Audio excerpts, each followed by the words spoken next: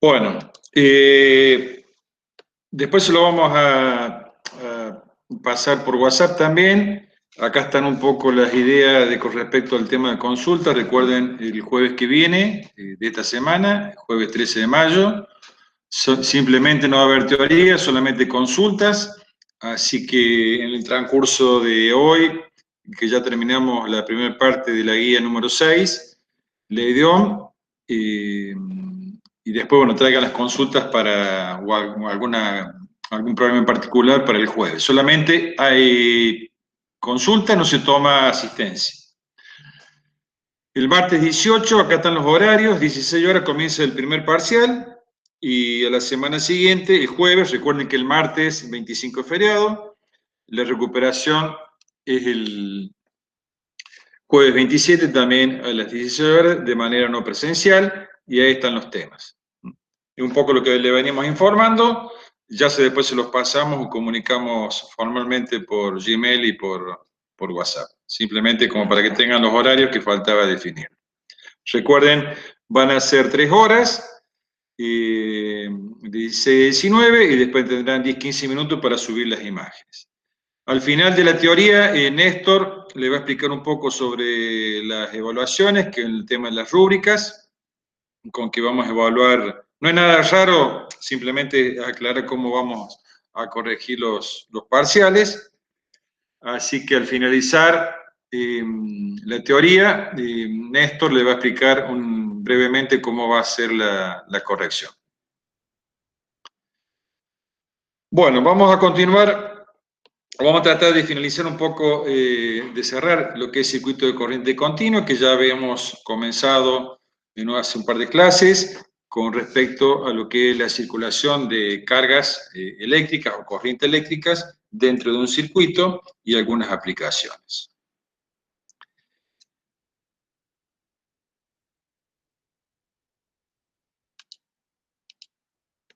Algunos repasos de algunos conceptos. Bueno, vimos obviamente en un circuito común, el más simple, en el cual habíamos definido que si teníamos un conductor y a este conductor le aplicamos una diferencia de potencial a través de una pila o batería, se establecía en todo el volumen del conductor un campo eléctrico, y este campo eléctrico, actuando sobre las cargas libres, producía el movimiento de esas cargas y el flujo de esas cargas, que en este caso al ser conductor son los electrones, constituía la corriente eléctrica. Recordemos que el flujo o el movimiento de electrones es el resultado entre las fuerzas eléctricas o coulombianas y la oposición del material al avance de las mismas. Si teníamos un material que identificamos o caracterizamos por una resistividad, una longitud y una determinada área o una sección, veíamos o podíamos definir que este material tenía una cierta resistencia que era igual a ρ por L sobre A. Y establecimos una relación entre la corriente que se establecía en este circuito cuando aplicamos una diferencia potencial, que era el L-, que era igual a B, es igual a I por R. Recordemos que simplemente esta ley es aplicable para resistencias óhmicas, es decir, donde hay proporcionalidad entre la tensión aplicada y la corriente que circula en el circuito, y son los problemas que vamos a hacer nosotros siempre que estamos trabajando con resistencias óhmicas. Este es el circuito más simple, la resistencia se identifica de esta manera, por lo tanto, en un circuito con la simbología correspondiente vamos a ver el circuito más elemental con una sola resistencia, de tener la fuente de tensión con su polaridad, la resistencia, y si el circuito está cerrado, tenemos una circulación de corriente, donde la diferencia de potencial, en este caso que es simple, digamos un circuito solamente, la diferencia de potencial en el extremo es la misma que la fuente, por lo tanto podemos establecer que B es igual a I por R. Recuerden que esta B, la diferencia de potencial aplicada a la resistencia, que en este caso, si esta es la fuente, el mismo potencial que tengo acá tenemos en los extremos de la resistencia. Vimos también que se podían asociar las resistencias, vimos asociación en serie.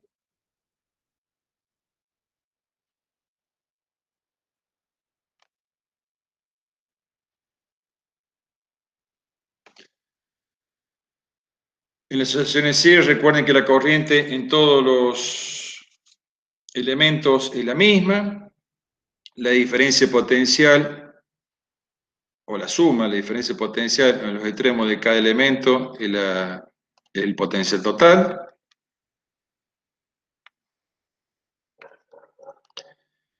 La corriente es igual para todas y la resistencia equivalente de un circuito es la suma de las resistencias individuales. En el caso en paralelo,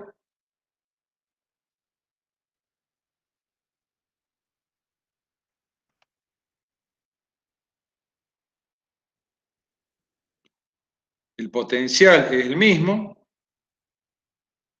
el potencial es igual para todos, y la corriente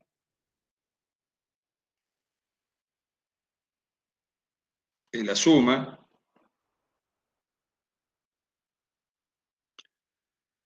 la I es igual a I1 más I2 más I3, es decir, la suma que entrega la fuente o la batería, que tendríamos acá, es la suma de las corrientes que circulan a través de cada una de las resistencias, y la resistencia equivalente, en este caso, es 1 sobre R1 más 1 sobre R2 más 1 sobre R3, o las resistencias que hay. Dijimos que no confundamos y prestemos atención cuando estemos trabajando, si bien van a tener las fórmulas, no se confundan con capacitores, que son al revés, digamos, lo que es serie y paralelo. Así que presten atención, más allá de que tengan las fórmulas, no se confíen y no se equivoquen cuando hagan serie y paralelo.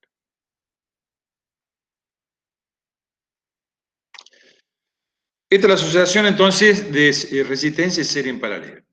Las fuentes también, si bien no hemos prestado atención, las fuentes también se pueden, digamos, una fuente ideal o una batería ideal es esta.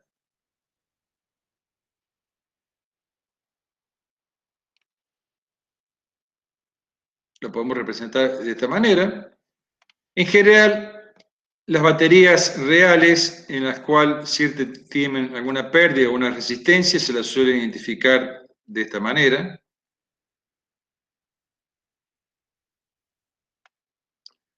Una resistencia interna.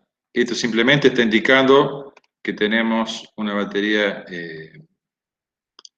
real, pero los efectos de los circuitos no nos va a modificar mucho los análisis que tengamos, porque uno podría hacer, fíjense, cuando ponemos una batería real,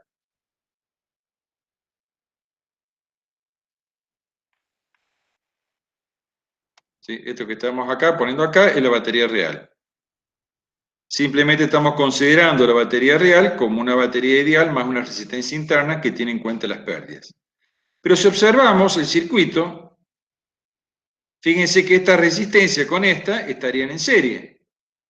Por lo tanto, si están en serie, la resistencia equivalente es R más RI. Por lo tanto, cuando calculamos el circuito equivalente, que sería este, que es la resistencia equivalente, nos va a quedar simplemente la fuente.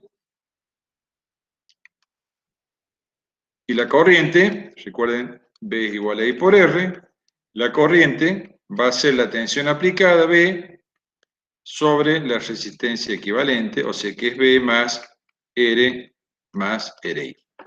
Es decir, a los efectos de los cálculos que tengamos nosotros, no nos va a afectar en nada tener o considerar una batería o una fuente ideal o real. Si es ideal, obviamente no tiene resistencia interna, y si es real, tenemos que considerarla, pero es una resistencia más en el circuito, o sea que no nos debería causar ningún problema considerar una resistencia ideal. Recuerden que para los efectos del problema es lo mismo tener una resistencia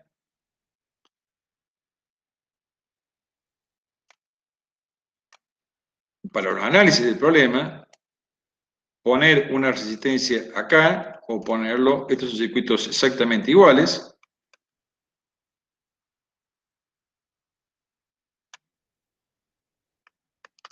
o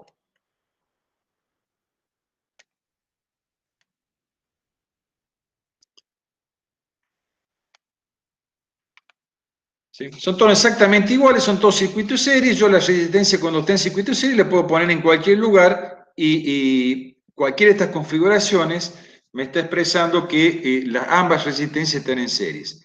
Entonces no debería causar problema el hecho de tener una configuración de este tipo en el cual estamos considerando las fuentes con su resistencia interna.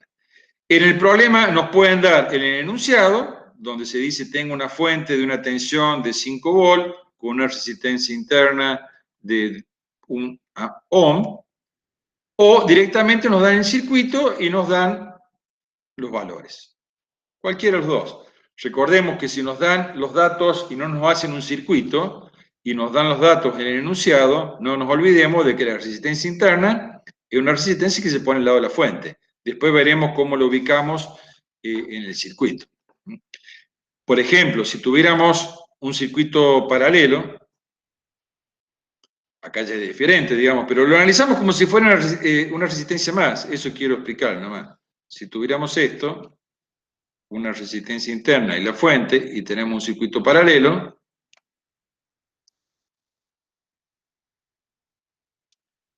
vamos a poner dos resistencias nada más. Obviamente, esta no está en serie con esto. Primero debería resolver el paralelo, ¿sí?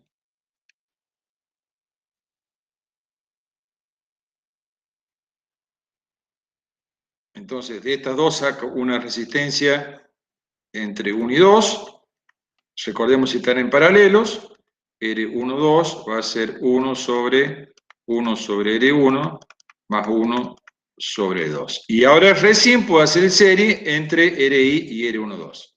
El proceso es exactamente igual que si tuviera una resistencia más en circuito, pero simplemente lo que estamos considerando acá es que la batería no es una batería ideal, sino es una batería real, y por lo tanto estamos considerando su resistencia y sus pérdidas. Lo mismo van a ver que tampoco vamos a trabajar nosotros. Esto en realidad son conductores que estamos uniendo para poder formar un circuito, pero estamos tomando conductores sin resistencia. Uno podría hacer un estudio un poco más profundo y considerando la resistencia. Recuerden que si tenemos conductores, el conductor tiene una cierta longitud, una resistencia, resistividad, un área, una longitud, por lo tanto tiene resistencia. Nosotros estamos considerando los conductores despreciables. Si uno quisiera considerar la resistencia de los conductores, la puede considerar y simplemente vuelve a tomar esto como un hilo sin resistencia y agrega acá la resistencia del conductor. Donde esta resistencia tiene en cuenta, obviamente, estos valores de ρ por L sobre S. Pero en otros casos siempre vamos a considerar, a no ser que se exprese lo contrario, que los conductores que unen los elementos no tienen resistencia, y simplemente, bueno, se identifica la resistencia a través de su símbolo o la resistencia interna de la batería. Con las baterías también se suele trabajar, nosotros el circuito más simple, de esta manera, y las baterías también se pueden asociar en serie o en paralelo. Pueden tener algún problema, pero esto no va a causar, digamos, ningún inconveniente. Pueden tener este tipo de posición, o podrían tener en paralelo, ¿sí? En paralelo, recuerden, tanto en capacitores, en resistencias o en fuentes, siempre la disposición es similar. Este es serie y este es paralelo. Obviamente, si yo en un circuito coloco las baterías de esta manera, lo que estoy obteniendo, si esto es B, esto que tengo acá es B y esto es B, lo que voy a tener en los extremos va a ser 3 veces B. Es decir, se suman los potenciales. Entonces, cuando yo tengo un circuito con una disposición de este tipo,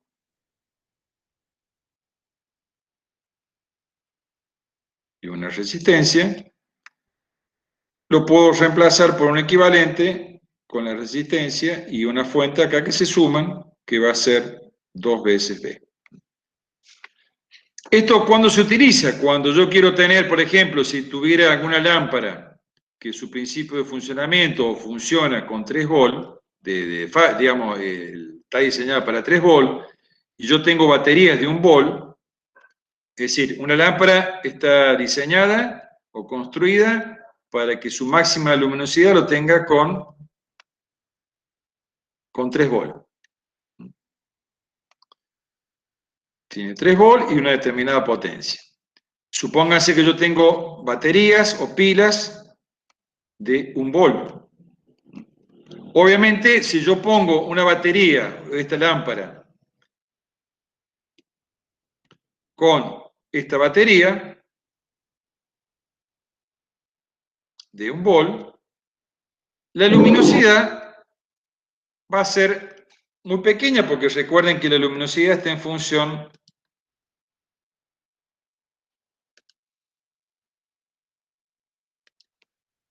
Recuerden que acá va a circular una corriente, y la corriente, y esto es una resistencia, vamos a estar en función de I cuadrado por R, acá tengo calor y tengo luminosidad, y va a estar en función de la transferencia por efecto Joule.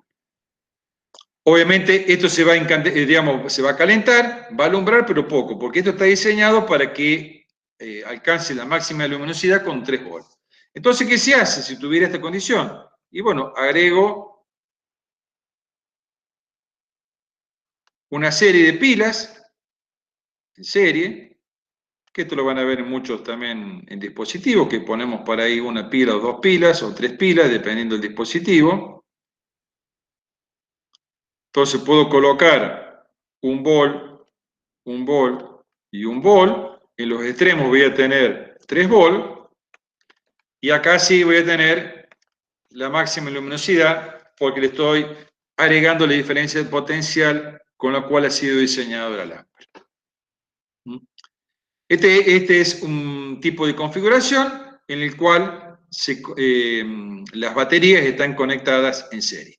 No le digo la inversa, porque podría estar al revés, lo cual no tiene sentido. Si yo pongo una batería de esta manera y pongo una batería al revés, se puede hacer, pero no tiene sentido, porque estoy anulando el potencial de una con respecto a la otra. Es decir, este tipo de configuración no tiene sentido poner 2 baterías, porque directamente, si esto es 1 volt y esto es 1 volt, la diferencia de potencial acá es 0. Entonces no tiene sentido poner baterías de esta manera. Y en paralelo, como vimos anteriormente, lo que hago es la diferencia de potencial. En este caso, la diferencia de potencial siempre es la misma, porque están todas en paralelo, por lo tanto, la diferencia potencial es B. ¿Para qué se utiliza esto que nosotros no vamos a hacer la diferencia? Quizás en algún problema pueden tener este tipo de configuración en serie, pero no en paralelo, porque esto generalmente cuando se trabaja, y creo que tengo alguna diapositiva acá que pueden ver, es cuando yo necesito mayor corriente o tensión. Por ejemplo, acá tienen conexión en paralelo y en serie, y para nosotros las baterías, siempre que le conectemos en un circuito, nos van a entregar la corriente necesaria del circuito, pero en la realidad no es así, sino que las baterías, además de su tensión o diferencia de potencia que entregan, deben tener la capacidad capacidad, que es la cantidad de carga que pueden entregar. Bueno, y eso obviamente va a depender del diseño que tenga. Por ejemplo, acá tengo dos en paralelos, 12 volt y 200 amperes, significa que pueden entregar una batería de 12 volt, 200 amperes, puede entregar 200 amperes por hora. Y después se agota. Acá tengo 2, con lo cual, fíjense, si bien la diferencia potencial en los extremos es 12 volt, lo que me está entregando ambas baterías en paralelo son 400 amperios. Entonces, lo que estoy logrando cuando yo conecte en paralelo es una mayor capacidad de esta asociación de baterías. Obviamente, para los problemas que estamos haciendo nosotros, no vamos a analizar el tema de la capacidad. Y en serie, como están puestos acá, más o menos, esto sería de esta manera. Estamos poniendo las dos fuentes, 12 volt, 200 amperes. Acá simplemente mantenemos la misma corriente, que son 200 amperios, la misma capacidad, pero aumentamos la diferencia potencial, 12 más 12 a 24 volts. ¿Sí? Estos son dos tipos de configuraciones básicas o esenciales para la unión de baterías, pero como les expliqué recién, solamente van a trabajar en aquellos casos, o lo más común que van a trabajar es cuando tengamos resistencia en serie, que simplemente van a tener 2 baterías o 3, las suman directamente. No hay inconveniente con eso.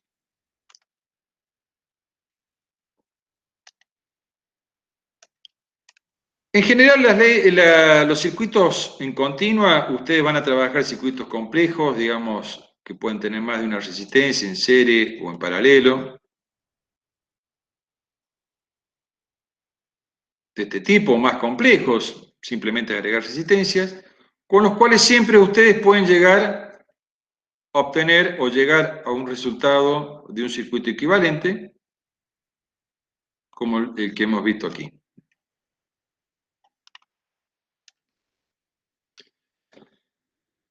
Este tipo de circuitos, que ya dije pueden ser más complejos o menos complejos en el hecho de tener más resistencias y la complejidad en el hecho de asociaciones, uno puede resolverlo siempre utilizando la ley de Ohm, B igual a I por R, y resolverlo de esta manera. ¿Sí? Por ejemplo, en este caso, esta con este y este estarían en serie, el resultado me queda en paralelo, y después del paralelo me quedaría en serie con este y lo resuelvo, y de esa manera vamos obteniendo las corrientes. Hay otros circuitos que son más aún complejos en el hecho que pueden tener este tipo de configuración.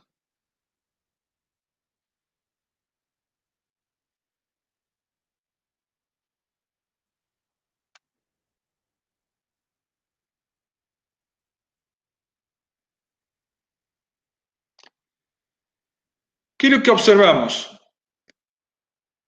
Que ya no tengo una sola fuente, sino tengo más de una en otras partes del circuito. Y acá ya no puedo ir sumando, como decía, sí puedo sumar en una misma línea la resistencia, pero después no puedo reducirlo el circuito a un circuito de este tipo, con una sola fuente y una sola resistencia. Acá ya no se puede hacer esto, con lo cual hay que buscar otro tipo de recurso para poder resolver este tipo de circuitos en los cuales exista más de una fuente en diferentes lugares. Es decir, si tuviéramos una fuente sola, por ejemplo acá, si tuviera una acá, esto sí lo puedo resolver porque directamente yo sé que las puedo sumar y dejar una sola. Pero si tengo en otros lugares del circuito, en otras conexiones del circuito, otras fuentes, ya no puedo resolverlo por la ley de Ohm y tengo que recurrir a alguna otra estrategia que vamos a ver ahora para resolver circuitos más complejos.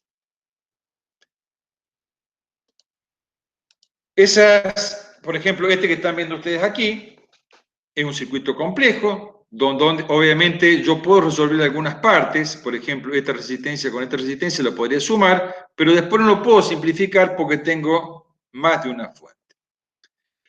Algunos conceptos que vamos a ver ahora y que tienen que ver con... Hay varios métodos, nosotros vamos a ver uno que es para resolver las leyes de Kirchhoff.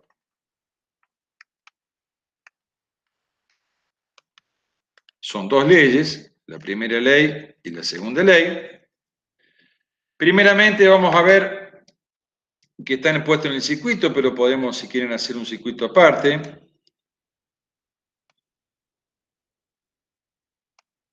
Vamos a dar simplemente las leyes, no vamos a tener los... Esto de la resistencia, puedo tener resistencia o fuente nomás, no hace falta tener todos los elementos. Así que vamos a hacer así de esta manera para que vean que podemos tener B1, B2, B3, R1, R2. Este es un circuito en el cual nosotros no podemos resolverlo, no podemos simplificarlo, es decir, yo no puedo obtener un circuito equivalente de esta manera. ¿Sí? Yo no puedo llegar a este tipo de circuito. Por lo tanto, lo tengo que resolver de otra manera. Una manera son las leyes de Kirchhoff. Vamos a ver lo que es un nodo o un nudo.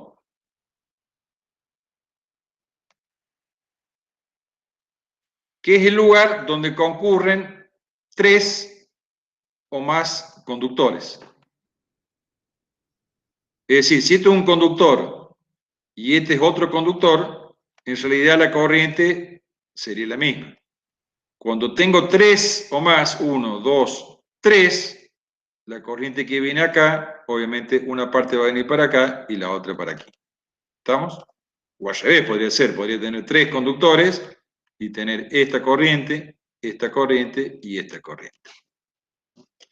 Entonces, nodo o nudo es el lugar, esto no sería, esto que está aquí, no, es el lugar, puedo tener más, ¿no? Yo hice solamente, puedo tener 5, 6, lo que quieran, es el lugar donde concurren 3 o más conductores, obviamente que transportan corriente. En general se adopta por convención que la corriente entrante es positiva y la corriente saliente, perdón, es negativa. La primera ley se basa en el principio de conservación de la corriente o de la carga, es decir, la cantidad de corriente o de carga que entra en un punto es la misma que sale, principio de conservación. Y la primera ley es muy simple, donde me dice que la sumatoria de las corrientes que entran a un nodo es igual a 0. Primera ley, sumatoria de corriente que entra en un nodo es igual a 0. Veamos un ejemplo. Si acá tengo I1, estas I2, estas I3, me dice que las corrientes entrantes son positivas, es decir, I1 es positivo. Las corrientes salientes son negativas, es decir, menos I2, menos I3 es igual a 0. Por ejemplo, si este es I1, esta es I2, esta es I3, I1 es positivo, entrante, I2 es positivo, entrante, I3 es negativo porque sale, es igual a 0. Es simple, entonces lo que tenemos que tener en cuenta es identificar los nodos y aplicar esta regla o esta convención de que una vez identificados los nodos, que es el lugar donde concurren 3 o más corrientes, la sumatoria de corrientes es igual a 0, tomando como corrientes entrantes positivas y las salientes negativas. Fíjense algo importante. ¿Dónde tendríamos acá? Ya después vamos a empezar a trabajar un poco o dar algunos tips sobre los circuitos. Uno podría observar que si viene una corriente aquí, una I1, llega a este punto y se bifurca en dos. En una I2 y en una I3. La I3 viene por aquí, se junta nuevamente con la I2 y me forman la I1. Este punto que está acá es un nodo y este punto que está aquí es un nodo. No va, lo que le decía recién, por ejemplo, este punto que está acá no es un nodo. ¿Por qué? Porque la I1 es la misma que está acá. No me aporta nada, digamos. Siempre son 3 o más conductores los que constituyen un nodo. Entonces uno podría plantear la primera ecuación de nodo, sumatoria de I igual a 0, por ejemplo en el nodo A, tomando las positivas, las corrientes que ingresan al nodo positiva, me quedaría I1, y las salientes negativas, menos I2, menos I3, igual a 0. Podría tomar el nodo B, pero no me va a aportar nada porque es combinación lineal del anterior, es simplemente pero si lo quieren lo podemos plantear, este nodo A y este nodo B serían las entrantes positivas, I3 más I2 menos I1 es igual a 0. ¿Sí? El anterior multiplicado todo por menos.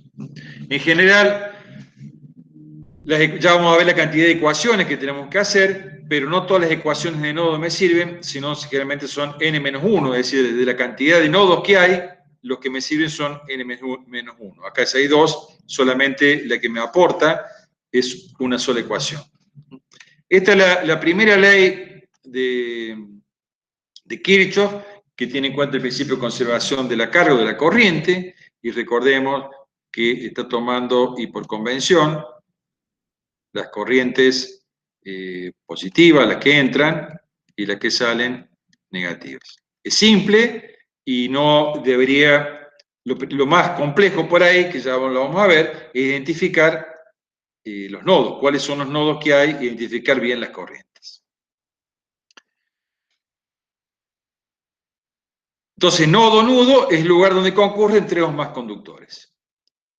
Si esto es un nodo y esto es un nodo, obviamente fíjense que de A a B yo puedo ir de acá, o puedo ir por acá, o podría ir por acá. Esto que está aquí, desde A a B, se denomina rama. Eso es una rama, esto es otra rama, y esto que está acá sería otra rama. Digamos, una definición de rama podría ser el conductor, que contiene elementos pasivos y activos como resistencia o fuente, o solamente fuente, es un conductor que contiene elementos y que va de un nodo a otro nodo. ¿Sí? Entonces uno podría identificar diferentes nodos, ramas. Una sería esta, las puedo separar, otra sería esta, y otra sería esta. Rama 1, rama 2, rama 3. Este es el punto A, este es el punto A, el nodo A, este era A, este es B, este es B, y este es B. Entonces, rama es aquel circuito en el cual se unen conductores, o va de un nodo hasta otro nodo, y que contiene elementos pasivos o activos. Fíjense acá tengo resistencia, o podría tener solamente resistencia, o puedo tener solamente fuentes, o fuentes y resistencias. Cualquier combinación que tenga. Estos serían ramas. Y lo otro que vamos a definir son mallas. Malla es la sucesión de dos, teníamos esto recién, estos son ramas, recuerden.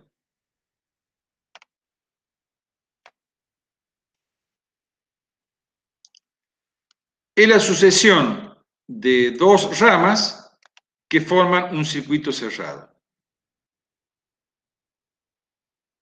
¿Qué quiere decir? Que yo puedo sumar o considerar diferentes circuitos. Por ejemplo, podría tomar este con este y formar un circuito, que sería este.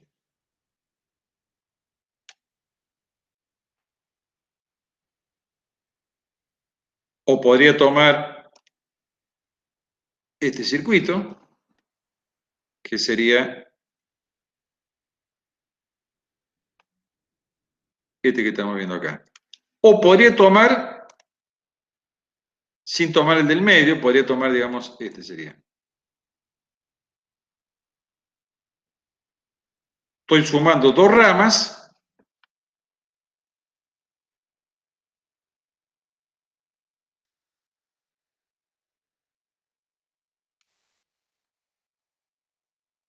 Entonces, malla es la sucesión de dos ramas. Esta es una rama, esta es una rama, recuerda esta rama. Es la sucesión de dos ramas que me definen un circuito cerrado. Es decir, si yo uno esta con esta, me queda un circuito cerrado. Si uno esta con esta, me queda un circuito cerrado. Y si uno esta con esta, también me queda un circuito cerrado. Cualquiera de las tres son mallas. Fíjense que acá lo van a ver también en este ejemplo, en el primero que vimos. Acá se ve mejor. Este sería un circuito cerrado y este sería el otro circuito. O el externo, sin considerar la línea del medio, también me define un circuito externo. Una vez que yo defino las mallas, establecemos, o se puede establecer, no lo vamos a hacer ahora porque no tiene sentido, la segunda ley, que me dice que la sumatoria de I por R es igual a la sumatoria de las tensiones. Esta es la segunda ley, que tiene en cuenta que si yo recorro una malla y voy evaluando las caídas de potenciales, recuerden que I por R, esto es potencial y esto es potencial, me tiene que dar, generalmente lo vamos a plantear como sumatoria igual a 0, me tiene que dar igual a 0. No es complejo, vamos a ver cómo es el proceso para plantear una malla. Así como dijimos, los circuitos, digamos, en general, como ustedes también van a trabajar en la ley de Ohm, en general las incógnitas son las corrientes, es decir, yo tengo los valores de resistencia y tensión, y en general las incógnitas son las corrientes, por ejemplo, I1, I2 e I3. Si tengo tres incógnitas, al menos necesito para resolverlo tres ecuaciones. Las ecuaciones, ¿de dónde salen? Fíjense, una ecuación va a aportar la sumatoria de I igual a 0, que es la primera ley de Kirchhoff. Dijimos que de los dos nodos solamente había uno, porque este nodo, el de abajo, es exactamente el del mismo de arriba multiplicado por menos, con lo cual no me aporta nada. Y las otras dos ecuaciones van a salir de mallas. De mallas, lo mismo, no se pueden utilizar todas las ecuaciones. En general, puedo plantear esta, y si planteo la exterior, esta ecuación es combinación lineal de las otras dos. Entonces, las que me van a aportar las otras dos ecuaciones, la segunda y la tercera ecuación, son las otras dos ecuaciones de mallas. ¿Cómo se resuelve un problema de este tipo? Aplicando la ley de Kirchhoff. Volvemos acá hay un ejemplo también similar, donde tenemos un circuito complejo, tenemos los nodos, ahí tenemos un nodo, ahí tenemos otro nodo, A, B, tenemos C, ¿sí? Donde concurren tres o más corrientes, D, E, F no, porque la corriente que viene acá es la misma que sale, ¿sí? F no existe. Por cada rama es algo muy importante, eso que estamos viendo ahí, por cada rama, y eso es un error muy común que hay que tratar de evitar. Por cada rama circula una corriente y nada más que una. Es decir, como si fuera una tubería o una manguera, con lo cual no puede existir dos tipos de caudales. Por lo tanto, la corriente que circula acá es la misma que circula acá y es la misma que circula acá. Por cada rama existe una sola corriente. Acá existe la misma, I2, y acá existe I3, que viene por acá y sale por acá. No puede haber más de una corriente en una rama. Eso es muy importante, porque una vez que nosotros definamos la rama, me van a definir la cantidad de corriente que yo tengo en un circuito. Obviamente acá, en un circuito bastante complejo, fíjense que las ramas van de nodo a nodo. Si esto es un nodo, ya tengo identificados los nodos, son todos estos nodos, estoy seguro que son nodos. En cada rama que va de un nodo a un nodo voy a tener una corriente. I1, voy a tener una I2 que va de B a C, voy a tener una I3 que va de A a C, una I4 que va de C hasta E, una I5 que va de D a B, una I6 que va de D a E, y una I7 que va de E a D. Ahí me queda uno más acá, y 8 de A a E. Fíjense, este es, si bien pareciera un circuito no tan complejo, tengo 8 corrientes, por lo cual voy a tener que resolverlo utilizando 8 ecuaciones que van a ser correspondiente a n-1 de los nodos más las mallas. Acá fíjense que ya podemos a simple vista ver circuitos cerrados, porque esto es una malla, una rama, perdón, de B a C, de C a es una rama y de A a B una rama, o sea que acá tendría una malla, un circuito cerrado. Acá tendría otro circuito cerrado. Y acá tendría otro circuito cerrado. Ya vamos a ver cómo se redactan los circuitos. Vamos a ver los pasos que tienen que seguir para resolver los circuitos por Kirchhoff. Lo primero es la suma, digamos, de las dos leyes. La suma de corrientes que entran a un nodo o una unión debe ser igual a las corrientes que salen. Este es simple, identifico los nodos o los nudos, y lo que hago es simplemente un balance de carga o de corriente, que la cantidad de carga que entra en un nodo es igual a la que sale. Y la segunda es que la diferencia de potencial a lo largo de un circuito cerrado o malla debe ser cero. Este ya lo vamos a analizar con un ejemplo. Algo muy importante como regla mnemotécnica y que sirve muchísimo para poder resolver los circuitos es que, bueno, ahora los planteamos con un ejemplo, creo lo más fácil.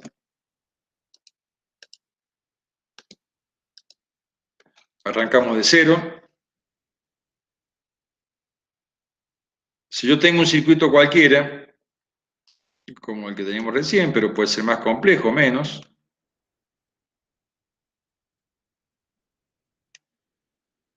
siempre en general me van a dar las fuentes de las tensiones, las resistencias, y las incógnitas van a ser las corrientes.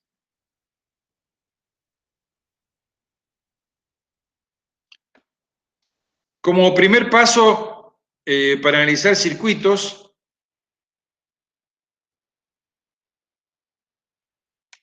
recuerden, en las baterías siempre es menos el segmento más chico y el más grande el positivo. Esto ya lo tenemos claro, que es la identificación de la polaridad de la fuente. Es muy importante porque ahora vamos a trabajar con la segunda ley, sumatoria de I por R igual a sumatoria de F, de tensiones, o la diferencia igual a cero, la suma total es cero. Y lo que nosotros debemos evaluar es si ya identificamos, también sabemos los nodos o nudos, que son acá, el lugar es esto, donde concurren tres o más corrientes. Entonces yo, a simple vista, ya sé que tengo una rama, dos ramas y tres ramas. Por lo tanto, voy a tener tres corrientes. Algo muy importante y que simplifica mucho las cosas es que la ley de Kirchhoff, de Kirchhoff aplicada a este circuito, no es necesariamente saber para dónde va la corriente. Yo me puedo equivocar, es decir, uno de ustedes puede decir va en este sentido y puede venir otro compañero y hacer un problema y decir no, para mí va en este sentido. Y están bien los dos. Después, cuando calculemos el resultado, me puede salir I1 igual a menos 2 amperes o I1 igual a 2 amperes. El que me dice menos 2 amperes significa que este menos, el signo, es opuesto a lo que yo grafiqué, que dice, si me salió menos, esta corriente iría al revés. Si me sale positivo, significa que el sentido que yo adopté es el correcto. ¿Sí? Entonces, esto es muy importante porque no nos tenemos que detenernos en ver cuál es el sentido de circulación de la corriente. Podemos usar algún sentido predictivo, digamos. Recuerden que en general uno pone por la convención que tenemos como si fueran circulando las cargas positivas. Uno siempre hemos adoptado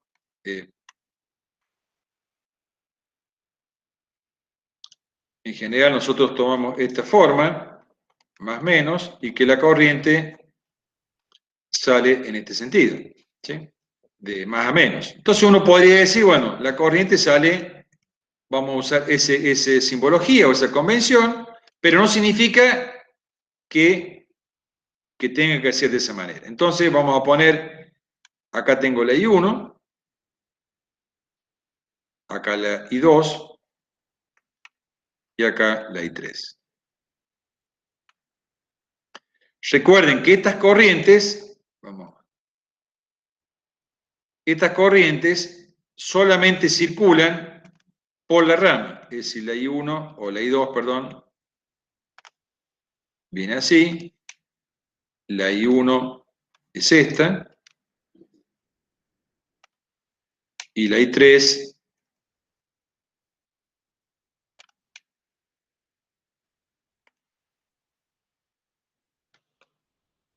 esta.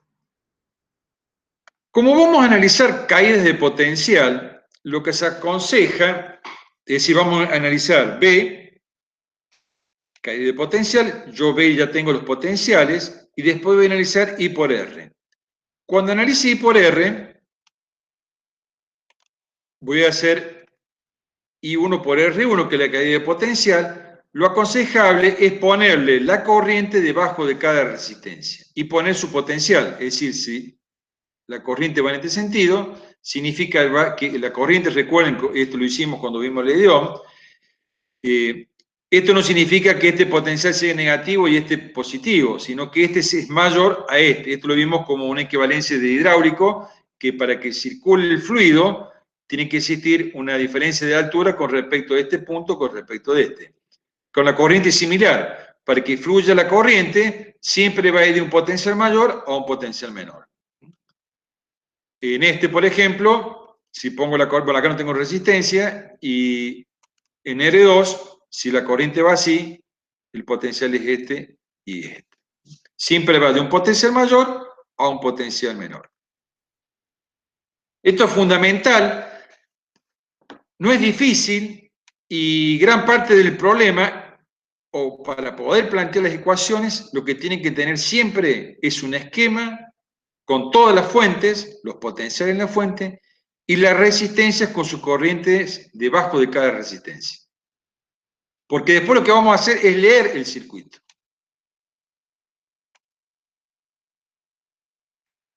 Y fíjense cómo lo vamos a resolver a través de una simple regla. Yo voy a partir de un punto, la segunda ley es recorrer una malla completa, es decir, parto de un punto, voy leyendo los potenciales y termino en el mismo punto. Y la regla, es decir, si yo estoy recorriendo así,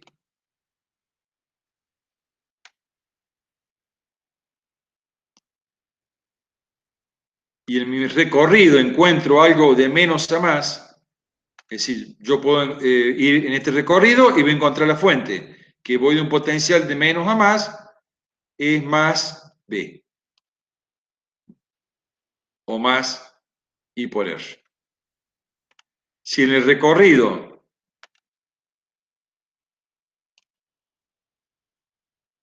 ¿qué hago? Voy o encuentro algo de potencial positivo o negativo, que puede ser una fuente o una tensión, tengo que escribir menos B o menos I por R. Fíjense cómo es el procedimiento. Voy a recorrer la malla 1,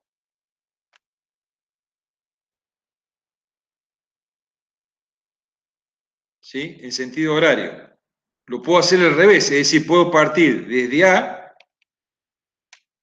A, partimos desde A, podría partir desde B, lo mismo. Tengo que ir de un punto y volver al mismo punto.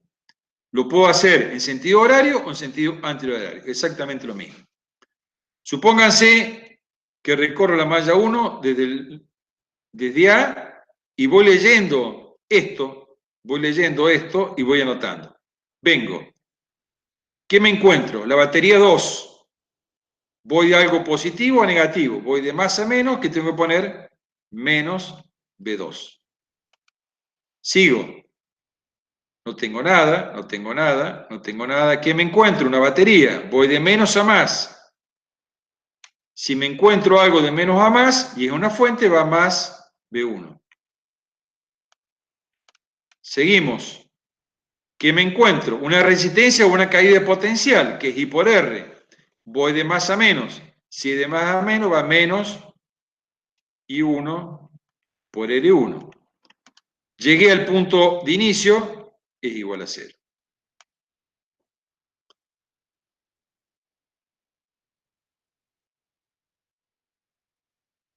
Por ejemplo, la malla 2. Esta sería la malla 2. La vamos a hacer al revés, en sentido antihorario, y voy a comenzar de B. ¿Sí? En sentido, esta la recorremos así, y esta la vamos a recorrer así. Parto de B. ¿Qué me encuentro? Una batería que va de menos a más. De menos a más es más B. Más B2. Seguimos. Sigo avanzando, me encuentro una resistencia, una caída de potencial que es I por R. Voy de menos a más. De menos a más es más I3 por R2. Seguimos. Vengo por aquí, me encuentro con una caída de potencial de una fuente que va de más a menos. Si va de más a menos, es menos B3. Seguimos y llego al punto en donde inicié el recorrido, por lo tanto, es igual a 0. De esta manera, hemos obtenido dos ecuaciones, más las ecuaciones, la primera ley, esta es la segunda ley. Recuerden, la primera ley era sumatoria de I igual a 0, que podemos hacer I1 positivo, más I2 positivo, más I3 positivo, igual a 0. Entonces ya tenemos las tres ecuaciones que me van a poder determinar. Obviamente, fíjense que acá, indudablemente, hay una corriente, porque nunca la suma de tres números positivos me puede dar 0. Hay indudablemente una corriente que me va a dar negativa. Eso va a estar un poco en función de los valores de las tensiones de la fuente. La fuente de mayor magnitud se va a imponer con respecto a las otras. Por lo tanto, es muy posible que una corriente, supongamos que la B3 fuera muy grande, es muy posible que la I1 y 2 sean al revés la corriente. El sentido de circulación. Por lo tanto, me va a salir, cuando calcule al final, I1 me va a salir menos, como dije recién, 2 amperes, significando que el sentido que yo presuponía al principio es inverso. Pero no me tengo que preocupar cuando yo comienzo el problema en definir cuál es el sentido de circulación de la corriente. Lo puedo poner, como dijimos acá, en función de las convenciones, que siempre la corriente sale del borne positivo de las baterías, pero estamos viendo que acá, en este caso, hay algunas baterías, que eso después ya lo vamos a ver en el práctico, que en general una batería, como dijimos recién, siempre la corriente que está entregando es en el sentido de la FEN, es decir, en este sentido de la corriente. En este caso la batería está funcionando y está entregando potencia. En caso que suceda al revés, es decir,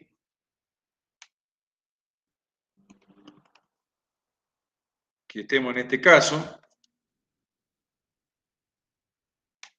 y la corriente circule al revés, acá, si bien la potencia es V por I, esto es entregada, acá la batería está soportando una corriente inversa, contraria, por lo tanto la batería acá se va a recalentar y no va a entregar potencia, sino que la va a consumir. Entonces, obviamente uno no va a hacer ningún circuito para perder energía o potencia, pero si llegamos a tener alguna situación de esta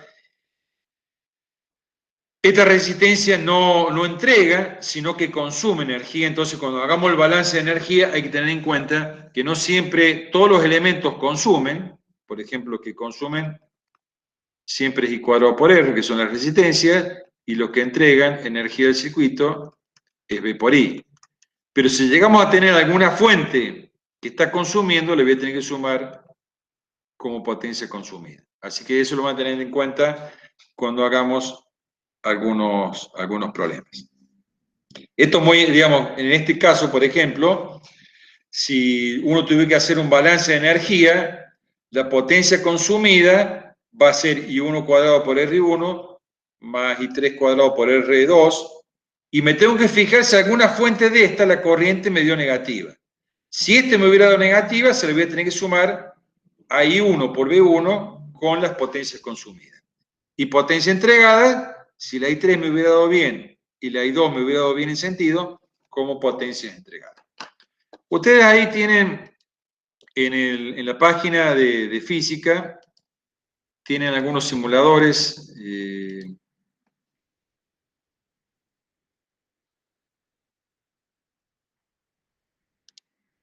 Tienen un par de circuitos acá que pueden, yo los bajé aquí, estos, que pueden, digamos, practicar, les son interesantes, como el que estamos haciendo acá, que son, por ejemplo, fíjense que acá están un poco mejor y pueden identificar, está con distintos colores lo que son las ramas, están los nodos en rojo, tengo las tres ramas, una verde, una azul y una violeta, o fucsia, que son las ramas, y la sucesión o la suma de dos ramas me da una malla. La malla es un circuito cerrado, es decir, la azul con la fucsia me definen un circuito cerrado. La verde con la azul, también un circuito cerrado. Y la verde con la fucsia, también un circuito cerrado. Entonces, este es el circuito original, donde me dan las tensiones y las resistencias. ¿Qué es lo primero que tengo que hacer? Es determinar las corrientes. Fíjense, usted pone rotular corrientes y me dan las corrientes. Acá, fíjense que las tres para arriba. Después lo que tengo que hacer es rotular, y esto es fundamental, porque una vez que yo tengo rotulado con los potenciales de más y menos cada uno de los elementos, es muy fácil identificar después la segunda ley de Kirchhoff.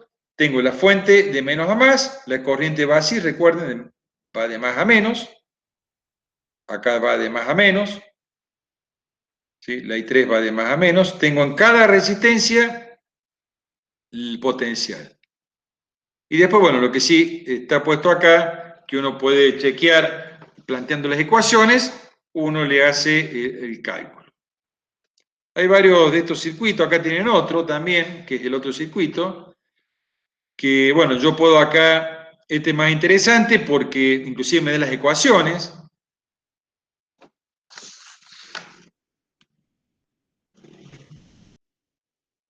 Fíjense que puedo variar la tensión de la fuente, ¿sí? Puedo cambiar también la batería, o el sentido de decir, lo que le decía recién.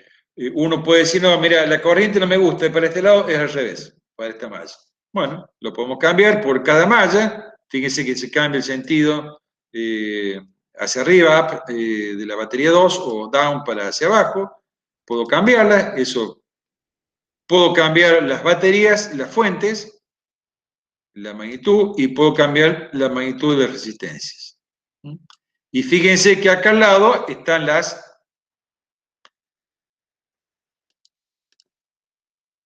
ecuaciones.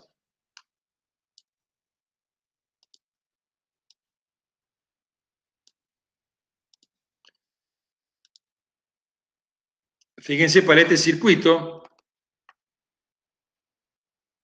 recordemos, si voy de menos a más en el recorrido, es más B o más I por R, y si voy en el recorrido me encuentro de más a menos, es menos B menos I por R.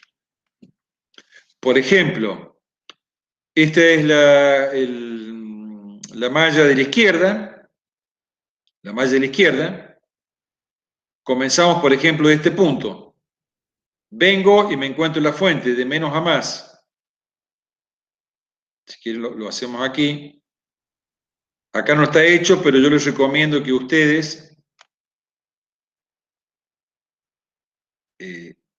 en el práctico, en el problema, en el parcial, porque estos son temas de parcial, siempre traten, para poder hacerlo bien, de agregar los signos en cada uno de los elementos. Estamos tomando solamente la malla de la izquierda, que es la que vamos a analizar ahora. Esto es R2. Fíjense, si la corriente yo la puse de esta manera, significa que la I1 va de esta manera. Esto es más y menos. Una vez que yo le pongo el flecha a la corriente, en este sentido va de un potencial mayor a un menor. La I2 también va hacia abajo. Y esto es más y esto es menos. Entonces, vamos a analizar este circuito. Vamos a partir de este punto, del punto A, y vamos a recorrer de esta manera. Vengo. Fíjense, voy avanzando, voy de menos a más. Si es de menos a más, es más B1. Sigo. Acá me encuentro una caída de tensión en la resistencia, voy de menos a más, es más I1 por R1. Seguimos. Me encuentro con otra fuente de menos a más, es más B2. Seguimos. Y acá voy de más a menos, para ir de más a menos, menos I2 por R2 igual a 0. Esta ecuación es la primera que tienen ustedes acá, que es B1 más I1 por R1 más B2 menos I2 por R2 igual a 0. Este es el procedimiento para hacer. Acá está lindo esta simulación, porque a ustedes les permite trabajar cambiando los signos, los valores, y le da las tres ecuaciones. Van a ver acá que van a tener un sistema de tres ecuaciones con tres incógnitas, que lo pueden resolver por determinante, Gauss, sustitución, como quieran, y van a tener que obtener los valores. Fíjense que interesante acá, en este ejemplo, fíjense que la I1 me da negativa, la I2 positiva y la I3 negativa. Quiere decir que en este circuito es indudable que hay dos corrientes que son negativas, y eso se debe ver porque la batería, la I1, la I2, digamos, hay baterías que están I1 negativa y la I3 negativa. La I2, ¿sí?, está entregando, la I2 estaría entregando en este sentido, y las otras estarían consumiendo. Entonces, bueno, eso lo van a tener que analizar cuando determinen potencia consumida y almacenada.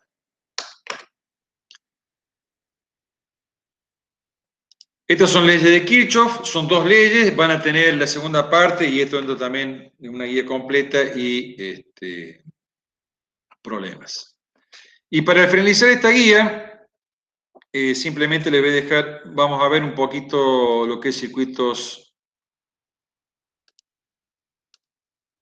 Vamos a ver las ecuaciones solamente para circuitos. Observen lo siguiente, tengo acá un capacitor y una batería.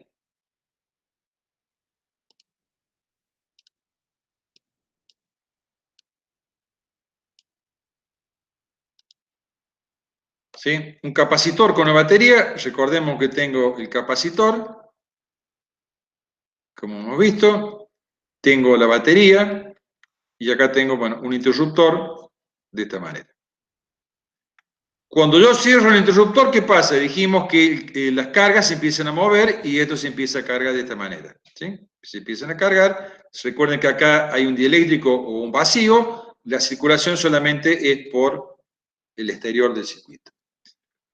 Vamos a mover el interruptor y fíjense que se empezó a cargar y quedó cargado. Una vez que quedó cargado, fíjense que pasa por el conductor, no hay más circulación de corriente. Ya lo vamos a ver por qué. No es que se siga circulando corriente en este proceso, que dijimos, si uno lo analiza, y lo vimos cuando vimos carga de capacitores, dijimos que si uno tenía una placa acá y la otra placa acá, estas eran dos placas metálicas eléctricamente neutras, y cuando uno cerraba el interruptor se establecía un campo eléctrico donde las cargas, por ejemplo esta negativa, se desplazaba de esta manera y quedaba aquí. Cuando se iba a la negativa, este que era eléctricamente neutro quedaba con un exceso de carga positiva, y cuando esta negativa entraba en la otra placa, en esta placa, quedaba con exceso de carga negativa. Este proceso se va haciendo, fíjense, bueno, lo voy a... Este proceso que están viendo ustedes aquí, de que se va transmitiendo, y van a ver que apenas cierro hay flujo de carga. Si hay flujo de carga y corriente, recuerden que la corriente es carga en movimiento o flujo de electrones, y a medida que hay flujo de electrones hay corriente. Y eso lo van a ver por la circulación de carga. Pero llega un momento en que estas cargas, ¿sí? Llega un momento en que el potencial en el capacitor, recuerden Q es igual a C por B, el potencial en el capacitor es Q sobre C. Cuando el circuito está abierto, no hay cargas en el capacitor, por lo tanto el potencial es cero acá. Pero a medida que se va cargando, esto va aumentando, las cargas van aumentando, por lo tanto el potencial va aumentando. Y llega un momento en que el potencial o la diferencia potencial en los extremos del capacitor es la misma que la fuente, y como tienen potenciales opuestos, fíjense, más con más unidos, llega un momento en que la corriente se detiene. ¿Qué es lo que pasa acá? Vamos a cerrar.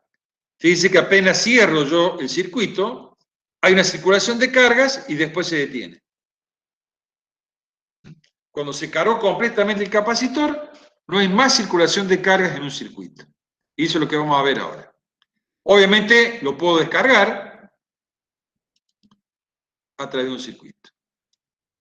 Acá también tienen un ejemplo. Yo podría cargar este circuito. Fíjense, placas paralelas tengo, voy a cargarlo. Puedo tener un circuito que puedo, fíjense, bueno, ahí está abierto el circuito, o lo puedo cerrar, o lo voy a cargar con una diferencia potencial de 1,5. Acá tengo un voltímetro para, si quieren, trabajar con las, para medir, 1,5. Lo vamos a cambiar si no me da negativo. Entonces yo cargué el capacitor. ¿Está bien?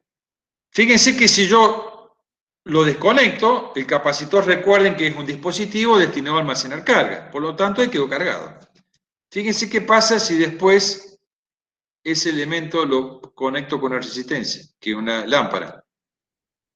Se descarga a través de una resistencia.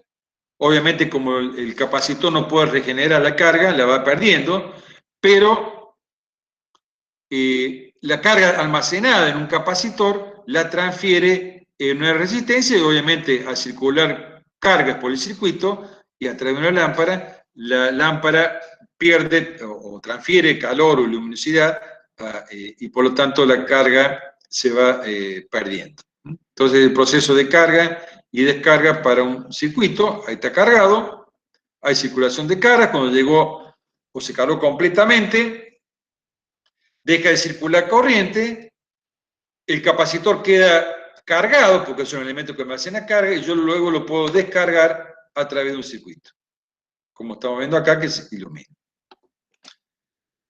Bueno, esto se denomina circuito RC, y están viendo ustedes que la carga en un circuito va variando, es decir, la corriente, al principio existe corriente eléctrica, como le mostré aquí, existe una corriente eléctrica, pero llega un momento en que el potencial del capacitor es el mismo que la fuente y la corriente es cero. Quiere decir que la corriente es variable o va cambiando. En un circuito, esto se conoce como circuito RC. No vamos a dar las ecuaciones o cómo se deducen las ecuaciones de tipo RC. ¿Por qué? Porque hay una resistencia y un capacitor, y tengo una tensión. Cuando yo cierro el interruptor, se establece una corriente, como vimos recién. Por lo tanto, acá voy a tener una corriente, si lo quiero poner más menos, ya que vimos Kirchhoff, y esto es más menos. empieza a establecerse una corriente y el capacitor se empieza a cargar. Pero si empieza a cargar el capacitor y a medida que se carga el capacitor, va creciendo el potencial y la corriente se va anulando. Esto es un transitorio donde uno podría plantear, no lo vamos a hacer ahora, una ecuación diferencial se plantea acá, donde la solución, digamos, lo que tiene uno plantea las caídas potenciales, es decir, la tensión es igual a I por R más Q sobre C, ¿sí? Estoy planteando potencial. Esto es B, es igual a la caída de potencial en la resistencia más la caída de potencial en la capacidad. Esto es BR y esto es BC. Yo sé que I es igual a la derivada de Q respecto de T, entonces uno puede derivar esta expresión y me va a quedar una ecuación diferencial de primer orden en Q, donde la carga es C por B por 1 menos E a la menos T sobre R por C. Puede ser compleja o no, esta es la solución de esta ecuación, de esta ecuación diferencial.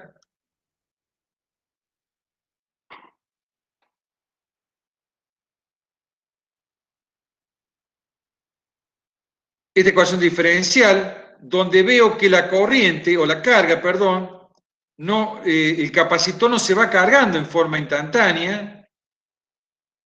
Yo creo que convendría explicarles, digamos, cuando uno tiene un circuito de este tipo,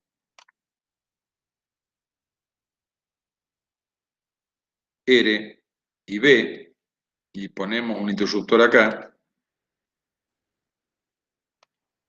si uno grafica la corriente en función del tiempo, cuando está abierto, la corriente vale 0. Cuando yo cierro el interruptor, lo cierro, se establece una corriente acá que vale B sobre R. Pasa esto. Acá cierro el interruptor. Es decir, si está abierto, la corriente vale 0. Cuando cierro el interruptor, se establece una corriente constante que vale este valor B sobre R. Pero cuando tengo un capacitor, vimos que al principio la corriente había corriente y a medida que pasa el tiempo se va anulando. Eso es porque se va cargando el capacitor y fíjense que obtenemos una expresión de carga que es, esto es una exponencial, Q es C por B por 1 menos E a la menos T sobre R por C. La gráfica de carga en función del tiempo, este es el valor máximo, C por B, es del tipo exponencial, es decir, al principio el capacitor se carga muy rápidamente y a medida que va pasando el tiempo, a igualdad de intervalo de tiempo, la carga es mucho menor y se va haciendo asintótica al valor máximo C por B. Digamos, matemáticamente tardaría un tiempo infinito en cargarse totalmente, en la práctica es un tiempo finito de unos pocos segundos. R por C se denomina constante de tiempo, capacitiva, se lo suele llamar como tau C, y fíjense como esto es adimensional, y después lo pueden verificar ustedes, esto tiene unidades de segundo. Es una constante porque obviamente R y C son constantes del circuito, lo mismo que la capacidad y la tensión. Esto es la carga. La corriente, fíjense que cuando comenzamos el análisis dijimos esta otra ecuación de la corriente, es decir, si yo derivo esta función en función del tiempo, obtengo la corriente. La corriente I es igual a la derivada de Q respecto de T, por lo tanto I me va a quedar B sobre R por E a la menos T sobre R por C. Esta es la expresión de la corriente, que si uno la grafica o hace un esquema similar a este, vamos a ver que la corriente es de este tipo, es también exponencial, pero la corriente es de esta manera. Fíjense que lo que estamos viendo acá, que es un poco lo que observamos en el circuito, a medida que va pasando el tiempo, la corriente se va anulando hasta llegar a un valor cero. Eso sucede cuando el capacitor se cargó completamente.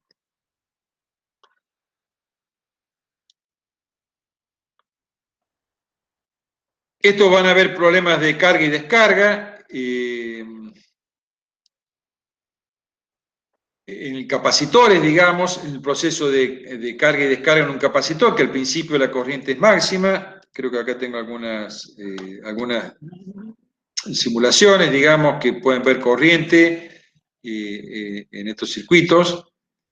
Fíjense acá la corriente, a medida que se va cargando el capacitor, obviamente la corriente es cero, y fíjense lo que está mostrando acá, un poco que al principio hay flujo de movimiento de cargas, por lo tanto hay corriente, y cuando el flujo de cargas deja de circular, la corriente se hace cero.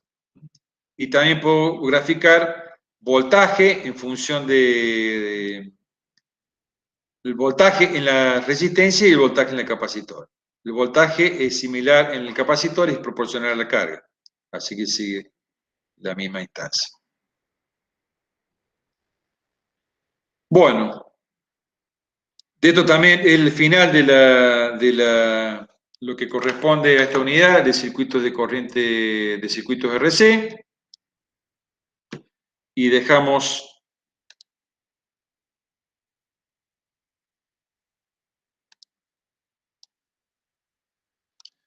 dejaremos aquí entonces la teoría. Recuerden, teoría no vamos a tener más hasta este jueves no hay, el martes que viene es feriado y el otro jueves es parcial, o sea que de acá por lo menos 2 semanas más no vamos a tener teoría. De todas maneras, esto después lo podemos volver a retomar cuando comencemos los prácticos, porque van a comenzar con leyes de Kirchhoff y circuitos RC. Podemos hacer un resumen nuevamente cuando comencemos con la parte práctica. ¿Me muestra la ecuación que describía la variación de la corriente? Sí. Tengo por aquí.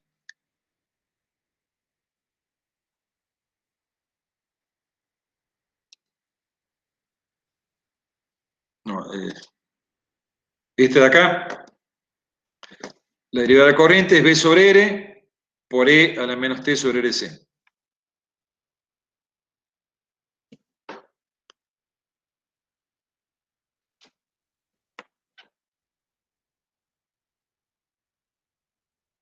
Recuerden que esto queda grabado, después lo pueden buscar en las clases grabadas.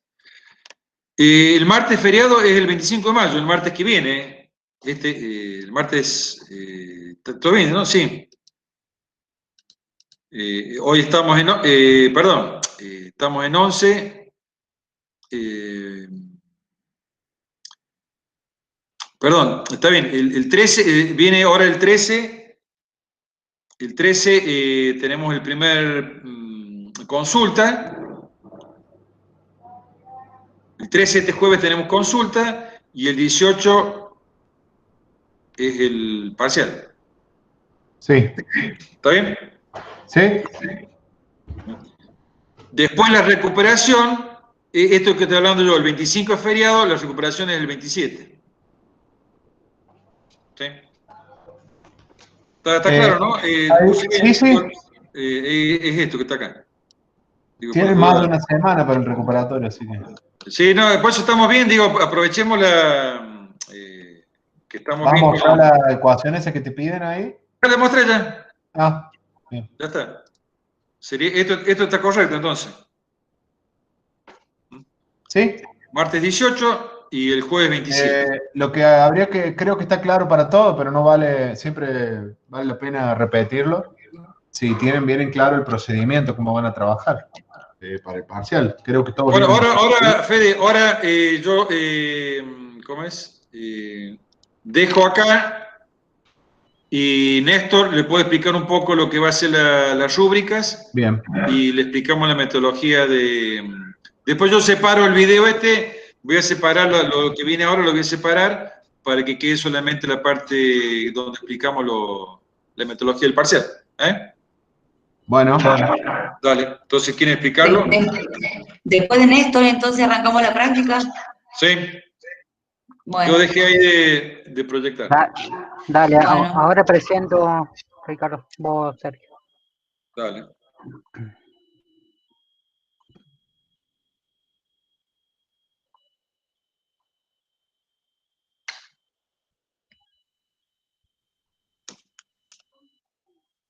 Bueno, buenas tardes. Lo que vamos a explicar ahora es los criterios de evaluación que vamos a considerar en el parcial. ¿Y cómo lo vamos a hacer? Nosotros vamos a evaluar los problemas en función de una rúbrica de evaluación. ¿Y qué es una rúbrica? Nosotros básicamente es una matriz de doble entrada donde nosotros previamente ya hemos fijado cuáles son los criterios de evaluación. Y por ejemplo, uno de los criterios que vamos a considerar es si el estudiante identifica y extrae los datos.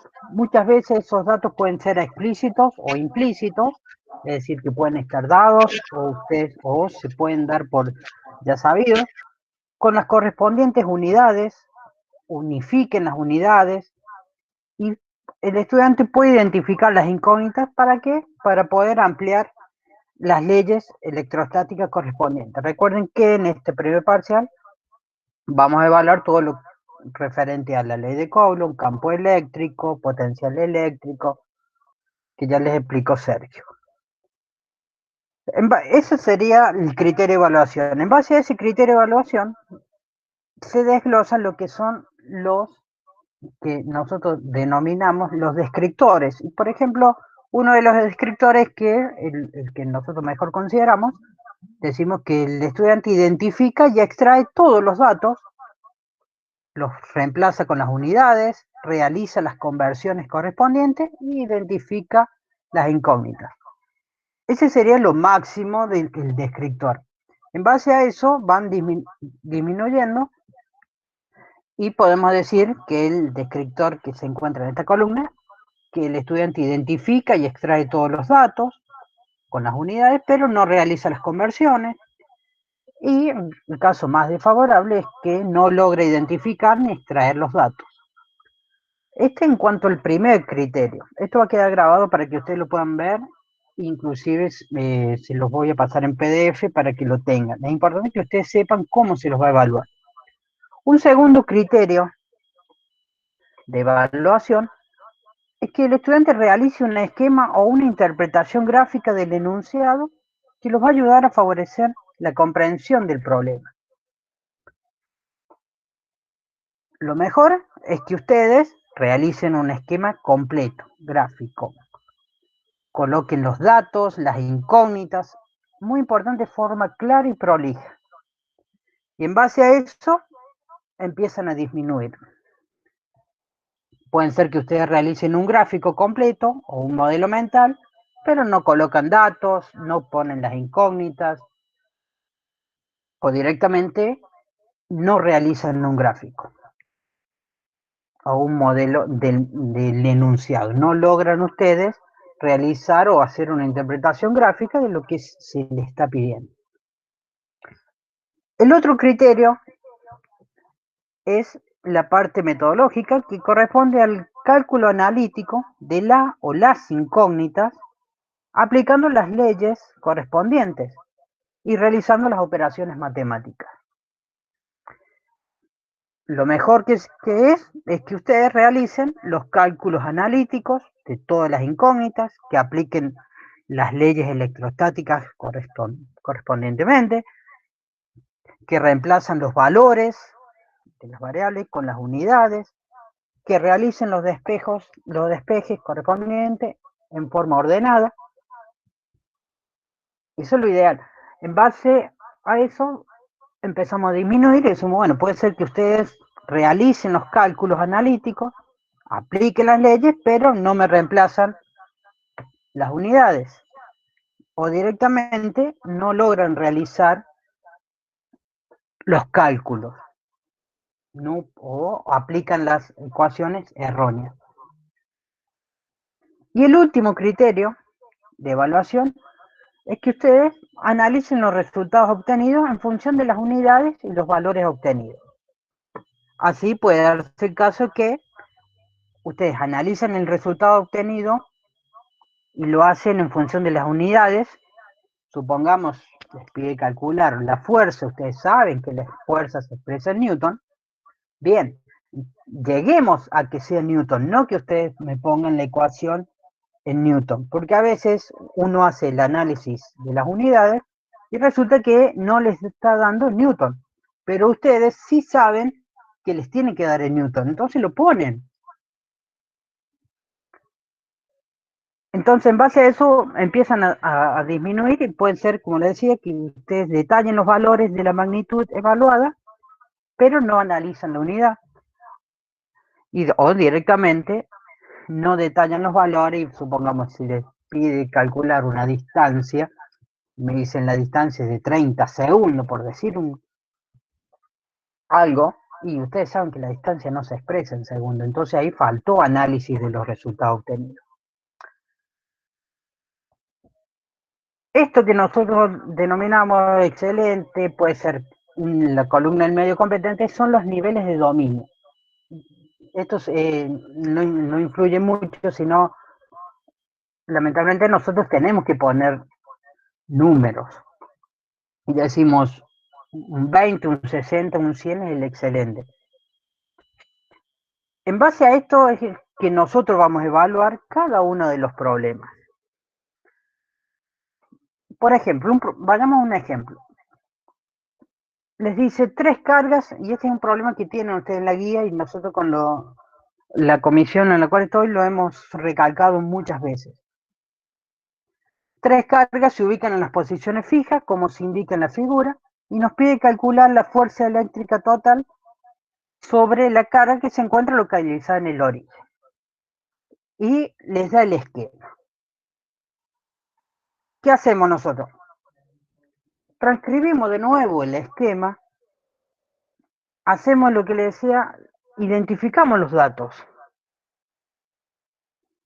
Tengo 3 valores de carga, 2 valores de distancia, como pueden ver acá a mí originalmente me lo habían dado en centímetros, lo paso a metro para trabajar en el sistema internacional.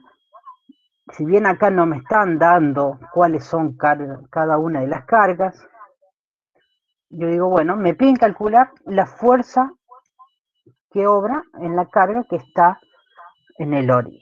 Digo, bueno, tengo una carga Q1 que es positiva, tengo una carga Q2 en el origen que es negativa, tengo una carga Q3, tengo las distancias de separación entre las cargas, entre la carga 2.1 y la carga 2.3, y empiezo a analizar y digo, bueno, tengo 2 cargas, una positiva, una negativa, sé que existe una fuerza de atracción y dibujo un vectorcito F2.1, hago el análisis lo mismo con la carga Q3, una carga negativa con una carga negativa, existe una fuerza de repulsión. Bien. Como sé que son vectores, y los vectores no los puedo sumar, F2.1 más F2.3, sino tengo que hacer un análisis vectorial, aplicando, y digo, bueno, voy a obtener la resultante. Todo esto yo estoy aplicando conocimientos vistos ya en física 1. Y sé que me va a quedar un vector resultante, que es el F, que es el que me están pidiendo a mí. Este es un análisis gráfico de extracción de datos, identifiqué cuáles son mis incógnitas, hago un esquema gráfico. Entonces ahora lo que me resta es hacer la parte analítica. Entonces, a los fines de los cálculos, ¿qué debería yo calcular? El valor, el módulo de F2.1 y el módulo de F2.3. Voy muy rápido porque esto ya lo hemos visto en la parte práctica cuando vimos en la parte de la ley de Coulomb. Entonces, ¿qué hacíamos? Aplicábamos ahora sí las leyes electrostáticas, aplicamos la ley de Coulomb para cada una de las fuerzas. Trabajo con los valores. K yo sé que vale 9, exponencial 9, Newton metro cuadrado sobre Coulomb cuadrado. Recuerden que las ecuaciones se las vamos a dar nosotros. Federico ya les subió, creo, las ecuaciones. Entonces, ¿qué hago? Una vez que yo tengo el gráfico ya armado, completo, y trabajo con las ecuaciones, reemplazo numéricamente con sus respectivas unidades que me van a permitir a mí hacer el análisis de unidades. Coulomb por Coulomb, Coulomb cuadrado, con este Coulomb cuadrado se me va, esto en metro cuadrado, con este metro cuadrado me queda Newton. Saco la cuenta y obtengo el valor. Y así hago lo mismo con la otra. Una vez que yo ya obtuve entonces la fuerza, digo, bueno, tengo que calcular la resultante. Aplico herramientas matemáticas, tengo dos vectores que son perpendiculares. Aplicamos Pitágoras para calcular el vector resultante.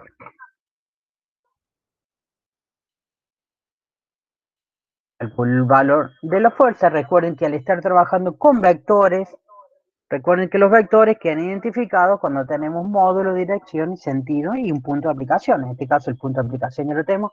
La parte gráfica ya la hicimos. Nosotros estamos haciendo acá el análisis, el cálculo analítico, el cálculo del módulo. Por lo tanto, yo ya sé que mi vector resultante es un vector de módulo 7,6. Pero no queda definido solamente. Tengo que calcular el valor del ángulo. Y para eso sigo haciendo uso de las herramientas matemáticas, funciones trigonométricas, que me van a permitir calcular el valor del ángulo. Ahora, yo cuando veo y digo, bueno, obtuve el valor y hago un análisis. Y bueno, estos 71 más o menos es este ángulo. Queda claro más o menos cómo queremos que ustedes trabajen tanto para este problema como para cualquier otro tipo de problema. A veces un esquema les ayuda a interpretar. Por más insignificante que sea algo, les ayuda a comprender. No sé si quieres algunas dudas al respecto, si quieren que volvamos. Sergio, ¿querés ampliar algo más al respecto? No, Néstor, bueno, hay cosas muy sencillas, digamos, por ejemplo, el tema de datos incógnita, como dice por ahí Néstor, es algo muy simple que aporta el problema, aunque sea el gráfico también simple. El hecho de uno no poder hacer un gráfico, un esquema, significa que uno no entiende el problema. Entonces, y fíjense que eso suma al puntaje total del problema. Entonces, no perdamos la posibilidad de sumar puntaje y dejar de hacer algo que es muy elemental, sacar los datos y las incógnitas que están en el enunciado, como está puesto ahí lo que ha hecho Néstor, y simplemente vamos a evaluar, porque esto también nos permite que todos los que estamos corrigiendo parciales seamos un poco más coherentes en cómo corregimos cada uno y que tengamos los mismos criterios. Entonces, hemos identificado que son pasos normales lo que está planteando Néstor para cualquier tipo de problema en cualquier asignatura, ¿no? Siempre identificar los datos, las incógnitas, los esquemas, hacer todo el análisis o la interpretación, digamos, física, el desarrollo analítico y después los resultados. Por ahí los resultados, simplemente los resultados, las unidades, si la magnitud vectorial, por ahí si vemos que nos da, por ejemplo, yo le decía a Néstor, si nos da una carga 5 Coulomb, lo más probable es que esté mal, porque lo que tengo que hacer es un análisis de unidades y la magnitud también de las unidades, porque una carga tan grande no existe. Lo mismo un capacitor, que obviamente los capacitores son todos microfaradios, milifaradios. No puede ver capacitores tan grandes. Entonces, no siempre nos quedemos con el valor, sino también que analicemos los valores que estamos obteniendo.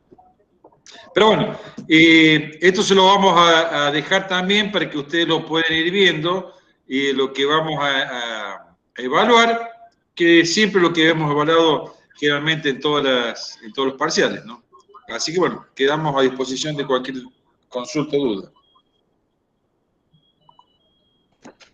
Bien, bueno, ya saben entonces cómo lo vamos a evaluar. Gracias, Sergio, por dejarme Listo, compartir. entonces dejamos acá y que cada uno se vaya a su aula, digamos, virtual. Bueno, los que están acá en Mecatrón, que se quedan acá. Yo dejo grabar y después no sé quién graba, Eduardo. Sí, Eduardo, graba. Hola, Sergio.